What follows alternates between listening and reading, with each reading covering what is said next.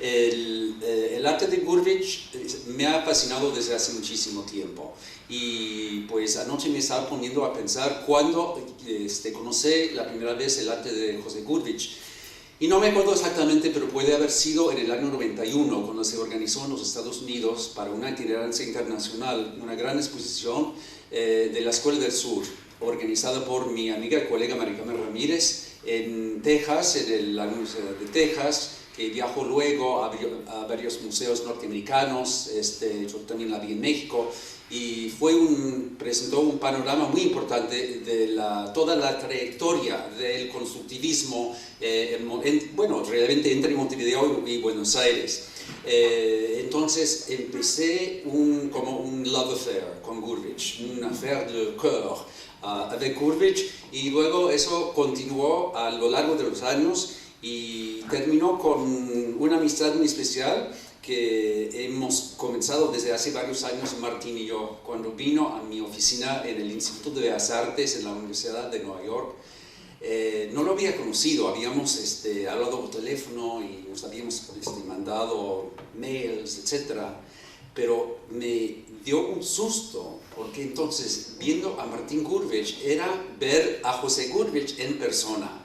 Y bueno, fue una conversación muy amena, la primera de muchas. Así que de haber recibido esta invitación tan amable por parte de Cristina, la gran curadora de esta maravillosa muestra, me dio mucho gusto, y quiero agradecerla a Cristina, a Martín, a la Fundación Gurvich, a Laura Buccellato y a todo el equipo del museo, que han tenido la inteligencia de presentar al público de Buenos Aires, público porteño, esta maravillosa muestra. Y además me da muchísimo gusto estar otra vez en esta maravillosa, intensa y fantástica ciudad que tanto amo desde hace 20 y tantos años de mis andanzas por la Argentina.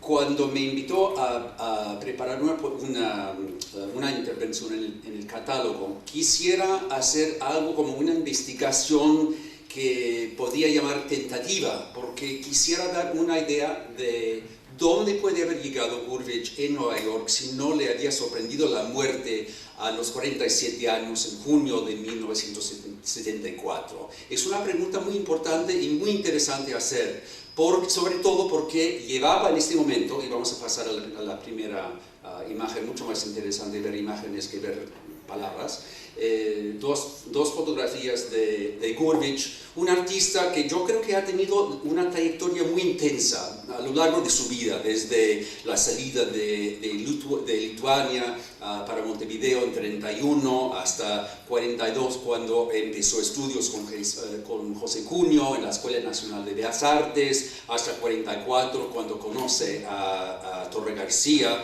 por medio de su hijo Horacio, hasta los años de viaje a Israel a finales de los 40 y hasta septiembre del 1970, cuando él y su familia llega a Nueva York. Pues no sabía, por supuesto, que iba a ser la última etapa de su vida, los 4 años que pasó en Nueva York. Pasamos a la próxima, por favor. Y lo que yo quisiera hacer era más bien una investigación, como yo llamo, tentativa, en cuanto a esta relación más bien conflictiva con Nueva York, porque han habido muchos historiadores y críticos que han comentado la estancia de Gurvich en Nueva York, y siempre decía que Gurvich seguía la línea que ha habido desarrollándose desde hace mucho tiempo, desde sus experiencias con el taller, lo cual no creo, porque Gurvich era una persona muy de grandes inquietudes. Era una persona que durante los años de estancia en Nueva York siempre visitaba los grandes museos, el Whitney, el Metropolitano sobre todo, el Frick Collection, etc., viviendo en la parte sur de Manhattan, en el Lower East Side, en un lugar bastante conflictivo también. Y quisiera indagar estas cuestiones, porque yo también había vivido esa vida. Yo nací en Nueva York, yo vivía casi toda mi vida en la zona, no exactamente en la calle donde vivían los Gurvich, pero en Greenwich Village y en la calle 14, y toda el área donde conocí a Gurvich, y que nos precisa en su álbum de dibujos de Nueva York, muchos de ellos están aquí en la exposición, y nos precisa exactamente los lugares de su estancia, donde andaba todos los días, donde las cosas que le interesaban, los puentes, las tiendas, los coches, los taxis, y impresiones muy interesantes que siempre se acuerdan las impresiones que nos ha dado su maestro Torres García en su estancia neoyorquina entre 1920 y 22, una estancia un poco desgraciada. Llegó con su familia para tratar de mejorar su situación económica con la cuestión de los juguetes y todo, lo cual fracasó totalmente y tuvo que salir, como sabemos, de Nueva York.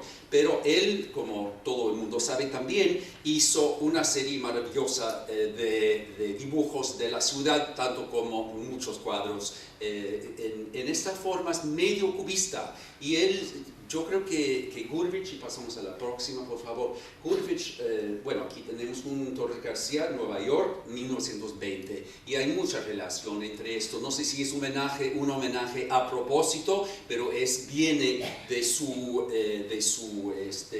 estilo, de su amor por el arte de su maestra. Pasamos a la próxima. Bueno, lo que quería también subrayar es que Gurvitch entra en un momento de una crisis absoluta en la ciudad de Nueva York. Llega en un momento decisivo. La prosperidad que había gozado la ciudad desde el final del 45 de la Segunda Guerra Mundial, bueno, se había disminuido totalmente en los 60s, y el año 70 fue un momento culminante en la casi medio destrucción de la ciudad. Yo era mucho más joven, por supuesto, pero me acuerdo perfectamente momentos como el enero de 1975, cuando en uno de los tabloides, de los periódicos tabloides de Nueva York, sale en la portada las palabras que nos anunciaban a los neoyorquinos el niego de toda subvención económica a nuestra ciudad por parte del presidente Gerald Ford. Decía en el Daily News: Ford to city drop dead. Así era Ford a la ciudad, a los neoyorquinos, muérense. O sea que no hay esperanza para el mejoramiento de su situación económica. Y así llega los Gurvitch en este momento. Y aquí hay una pequeña selección de algunas fotografías de exactamente el barrio donde vivían los Gurvitch. Bueno, Martín nos podía aclarar mucho mejor que yo esta situación, pero yo la vivía también. Y los Gurvitch vivían en la calle, en una parte de la ciudad que se llama Ciudad del Alfabeto, o sea, Alphabet City.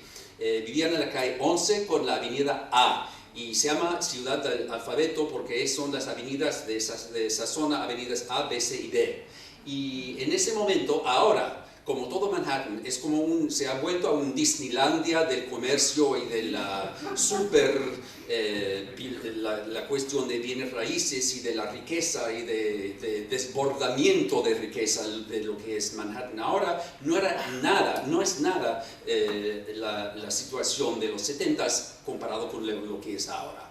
En los finales de los 60s, 70s, la ciudad ha perdido una gran porción de su clase media, que ha salido huyendo de la ciudad, huyendo de esta situación violenta y difícil, yéndose hacia los suburbios de New Jersey o de Connecticut o fuera, como una hora fuera.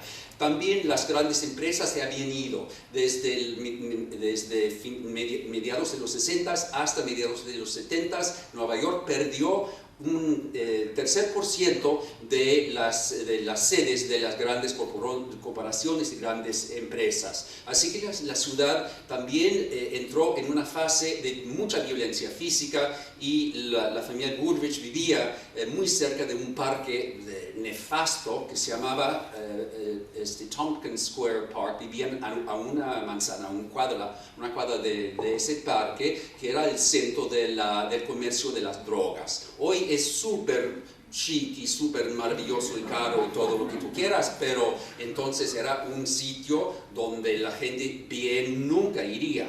Pero la gente en esa zona donde vivía la familia, que era una zona muy tradicional de los emigrantes de del central de Europa, y desde los 50 también había empezado la migración hispana, primero desde Puerto Rico en los 50 y a partir del 1960 de Cuba, de la República Dominicana y de muchos otros lugares.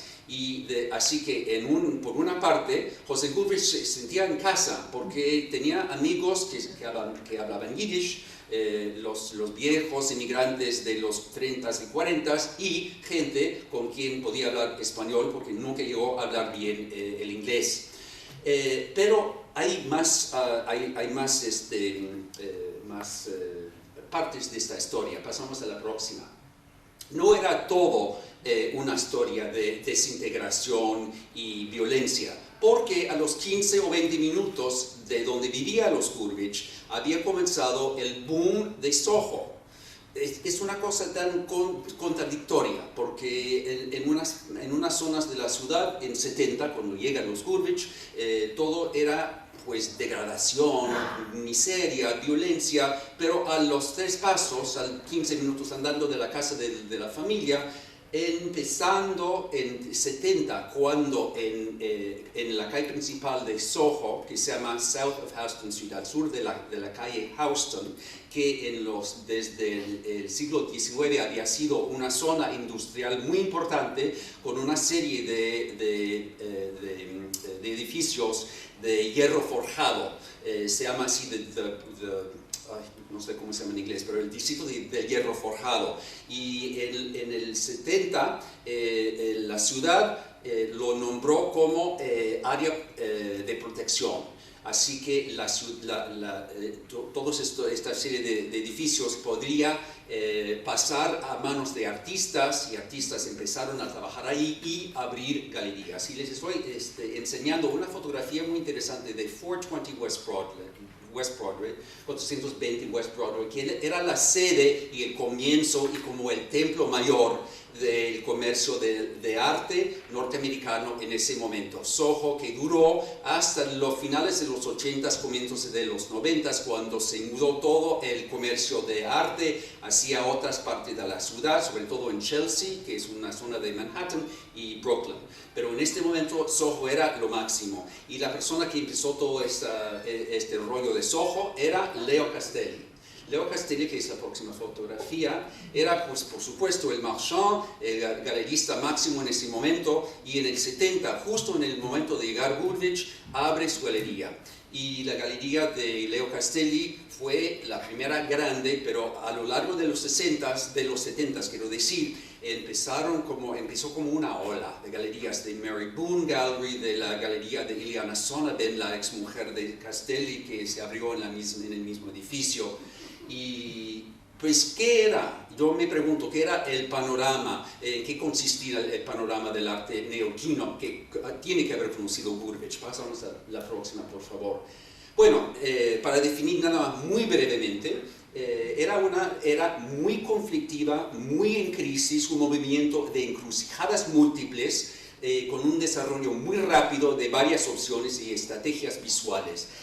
Bueno, claro, el momento de auge del expresionismo abstracto había terminado hacía bastante tiempo, pero seguía toda una serie de artistas famosos como de Kooning y muchos otros en esa misma línea. También el pop, desde los 60s, el auge del pop era entre 64 y 75, acuérdense que era el 64 con Robert Rauschenberg, ganó el premio de oro en Venecia, en la Bienal de Venecia, y de 72, año de estancia de Goodrich en Nueva York, viene el Andy Warhol, la serie de Mao Zedong y los Marilyn Monroes y todas esas otras famosísimas obras hechas durante la estancia de José Goodrich en Nueva York. La próxima, por favor. Y Pop Roy Lichtenstein también del 72 he hecho una selección de obras representativas que Goodrich yo creo tiene que haber visto. La próxima, por favor. Y en esta época era, como acabo de decir, unas facetas múltiples, muchas estrategias distintas que los artistas jóvenes y no tan jóvenes estaban experimentando. Robert Rauschenberg partía, tanto como Jasper Johns, la próxima, del arte pop para formar otro estilo de post-pop.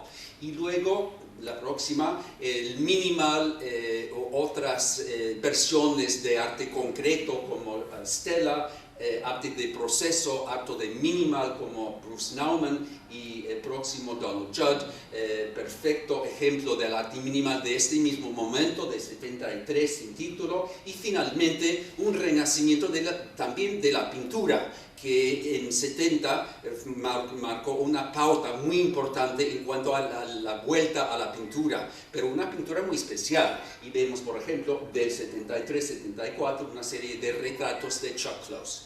Bueno, ¿cuál es la próxima, por favor? ¿Cuál fue el motivo del viaje de Goodrich a Nueva York? No se dio cuenta de que iba a ser la última etapa, pero vino por un momento muy especial, que era la inauguración de una exposición del Guggenheim de Torre García. Vino Manolita, vino mucha gente que llegaron a ser grandes amigos o que eran grandes amigos de Goodrich desde Montevideo y desde otras partes del mundo. La próxima, por favor. Y los muy especiales y muy queridos amigos uruguayos, argentinos, neoyorquinos, contaban con gentes como Horacio Torres, Julio Alpuy, como Gonzalo Fonseca, y hay unas conexiones muy interesantes en cuanto a la cerámica de Goodrich y la cerámica de Gonzalo Fonseca, y el argentino Marcelo Bonnevarde, entre otros. Es muy interesante constatar el hecho de que la inauguración de esta exposición de Torre García en diciembre, justo 3 meses después de su llegada, fue un fracaso total. Yo recién leí 2 reseñas, no una sino 2, por el gurú de los críticos de arte de ese momento, de John Kennedy, que escribió el 12 y el 18 de diciembre unas notas, unas descripciones de la exposición como la más pobre del año, un artista que tiene poco interés, pero me ha dicho alumnos míos que están trabajando con la crítica de arte norteamericano hacia América Latina, que Kennedy tenía una fama de criticar muy duramente a los latinoamericanos, sean quien sean. Así que es como un vicio que tenía, o como una locura que le ha entrado. Ni siquiera la exposición tuvo un impacto bastante y sigue siendo el catálogo de esa muestra muy importante para la investigación sobre Torres. Bueno, vamos a terminar viendo algunas de las piezas que ha hecho durante su estancia en Nueva York. La pregunta siempre queda, ¿qué había conocido Goodrich? Yo sostengo la impresión, y estoy seguro que tiene que haber hecho ese paso de 15-20 minutos hacia Soho. Era una persona con una inquietud visual constante y estaba completamente consciente de lo que estaba pasando, de lo que estaba exponiendo en Castelli, Ilian Sullivan y las otras galerías de Soho. Estaba completamente consciente del pop y del post-minimal y todo eso, aunque no fue esta relación un poco conflictiva. Por eso llamo la intervención en el catálogo una relación conflictiva. Este hijo pródigo de Torres García, que siempre quería salir de la línea del constructivismo, estaba siempre viendo lo que estaba pasando a su alrededor, y yo creo que en ciertas piezas, no quizás en ese maravilloso cuadro de universo de imágenes, sino sí en la figura universal de cerámica del 72, la próxima otro muy bonito en Nueva York en blanco y negro, pero sobre todo en una serie de collages que hizo entre 72 y 74. Esta es la portada. Bueno, vamos a volver al auto, por favor. La portada del catálogo, que en fotografía no se ve los elementos innovadores de este cuadro, pero el uso de la piedra, la justa posición de elementos y de espacios, lo cual se ve mucho mejor en los collages. Hay una cierta selección maravillosa en la exposición de collage en naranjas. Hay 2 o 3 piezas del mismo nombre. Ahí veo, y no sé si bueno, para finalizar voy a comentar esto un segundo, pero yo creo que es en esa serie de collage que hizo al fin de su vida, sobre todo los collages en naranjas, donde él utiliza los elementos encontrados. Como los asamblejistas, los que hacían assemblage, como John Chamberlain y muchísimos otros artistas que estaban exponiendo en Soho a los 15 minutos de su casa. Tiene que haber estado muy atento y tiene que haber absorbido y tiene que haber hecho una transformación íntima y personal de todas estas influencias y terminaba haciendo esta serie de piezas muy innovadoras.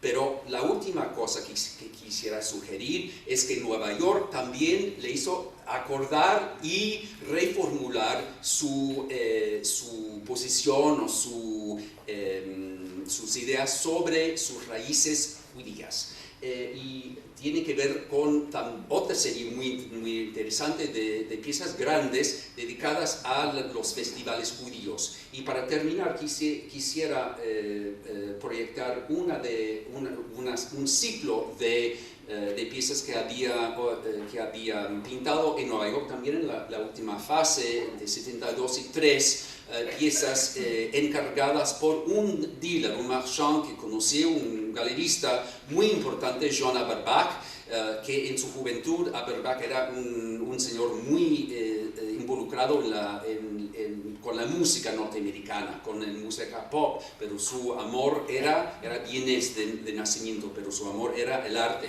Y empezó en los 60s, abrió en 70, de hecho, una galería que representó a Gurevich. Y para una serie de coleccionistas judíos en Nueva York y en Long Island, en los suburbios cerca de Nueva York, le encargó a Gurevich una serie de grandes cuadros de los festivales judíos Sukkot, Purim, y Gurevich, como me cuenta Martín, estaba un poco en conflicto también con esta producción, porque Aberbach le pedía mucho color, pues grandes dimensiones, y a lo mejor no era lo que él quisiera hacer, porque tenía este conflicto, uso mucho esa palabra, pero creo que es una idea básica en esta última etapa de Gurevich, un conflicto entre tradición e innovación, entre lo viejo, lo nuevo, entre lo europeo, lo sudamericano, lo neoyorquino, pero llegó a formar una sensibilidad absolutamente innovadora, personal y para mí una personalidad artística que marca una pauta en la historia del arte no uruguayo, no argentino, no del Cono Sur, sino del hemisferio, sino del arte occidental del siglo XX. Y por eso considero a Gurevich una persona inmensamente importante, cuya personalidad artística debería de conocerse mucho más allá de las fronteras de nuestros países americanos, en Europa, en Asia y en el mundo entero por sus innovaciones artísticas. Gracias.